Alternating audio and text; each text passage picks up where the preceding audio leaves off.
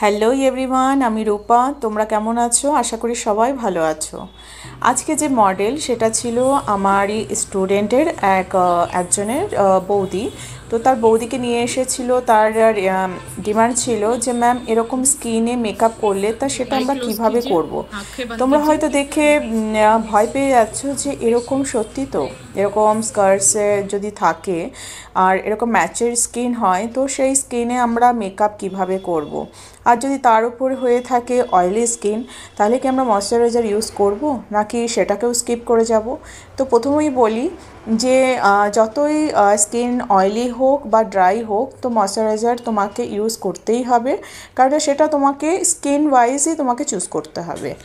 ওকে। Second যে প্রবলেমটা ছিল, আমার মডেলের আইব্রো একদমই ছিল না। তোমরা দেখতে পাচ্ছ দুই দিকের, যদি তোমরা ঠিকমতো লক্ষ্য করো যে এক সাইডে আইব্রো একদম না, মানে নেই বললেই চলে। ঠিক আছে, তো সেইখানে দাঁড়িয়ে তোমাকে আইব্রোটাকে ক্রিয়েট করা সেটাও তোমার আসা দরকার আছে। তো আমরা সেই হিসেবেই একটা আইব্রো ক্রিয়েট করেছি যেটাতে ন্যাচারাল ফিনিশিংও দেখা যায়।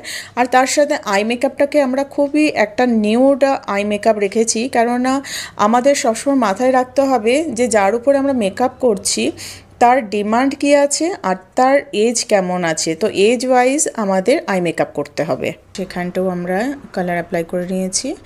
আইশ্যাডো অ্যাপ্লাই করার পরে আমরা একটা নিউড শিমার নিয়ে আই বলের ওপর অ্যাপ্লিকেশন করে নিয়েছি, যাতে একটু এনহ্যান্স হয়ে আসে, চোখটা দেখতেও সুন্দর লাগে।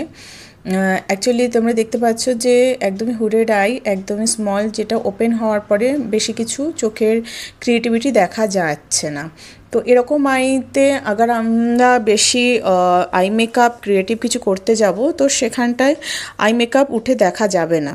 ঠিক আছে, তো এরকম আইসে আমাদের সবসময় নিউড আই মেকআপ করতে হবে। তারপরে আমি অ্যাপ্লাই করে দিয়েছি একটা ম্যাটিফাইং প্রাইমার, আর তার সাথে একটা পোর প্রাইমার। যেহেতু আমার ক্লায়েন্টে, যেটা আমার মডেল আছে আজকে, তার স্কিনে পোরস অনেক বেশি আছে, তার স্কার্টস আছে, তো সেখানে আমি একটা পোর প্রাইমারও ইউজ করে নিয়েছি। এবং একটা প্যালেটের ওপরে আমি কারেক্টার নিয়ে ওটাকে ইমালসিফাই করে নিয়ে ভালো করে কারেক্টিং করে নেওয়ার পরে একটা ফাউন্ডেশন অ্যাপ্লাই করেছি, সেটা অ্যাপ্লিকেশন করেছি যেটা, সেটাও ম্যাটিফাইং।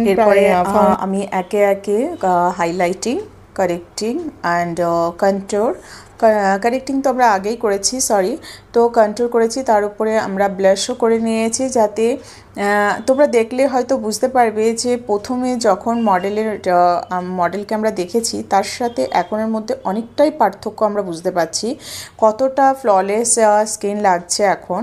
যে স্কার্টসের যে প্রবলেম ছিল সেটা অনেকটা পরিমাণে সেটা হাইড করতে পেরেছি, রাইট। মেকআপ আর্টিস্টের কাছে এরকম স্ট্রাকচার স্কিনে মেকআপ করাটা অনেকটাই বেশি চ্যালেঞ্জিং হয়ে যায়। যেটা আমরা করেছি সেটা ছিল পাউডার সেটিং। পাউডার দিয়ে পুরো মেকআপটাকে আমরা ফুললি সেট করে নিয়েছি। যাদের অয়েলি স্কিন তার সবসময় মনে রাখবে যে অয়েলি স্কিনে সেটিং প্রপার হওয়া দরকার আছে। পুরো মুখের ওপরে যে পাউডারটা অ্যাপ্লিকেশন করা হবে সেটা যেন খুব ভালোভাবে সেট হয়, না হলে সেটা বেরিয়ে যাওয়ার চান্স থাকে। ওকে, তো এরপরে আমরা powder control and powder blush দুটোই আমরা করে নিয়েছি। আর তার সাথে যেটা আমাদের বাকি আছে সেটা হচ্ছে আই মেকআপের ফিনিশিং, যেটা আমরা কাজল খুবই কম পরিমাণে লাগাবো, কেননা আমাদের যে মডেল আছে আজকে, সে মডেলের কখনোই কাজল লাগায়নি।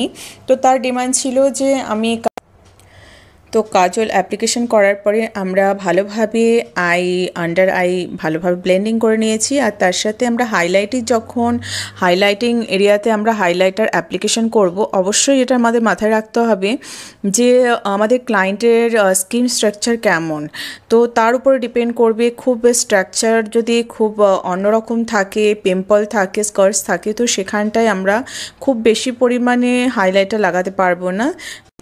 হাইলাইটার বেশি লাগালে আমাদের স্কিনের স্ট্রাকচার বেশি ভিজিবল হয়ে যায়। তো এটা ছিল আমাদের মডেলের ফাইনাল লুক। আমাদের মডেলের চুলে অনেকটাই অয়েল ছিল, কিন্তু তা সত্ত্বেও আমি স্টুডেন্টদের দেখিয়েছি যে অয়েলি হেয়ারেও আমরা এরকম একটা হেয়ার স্টাইল দিতে পারি।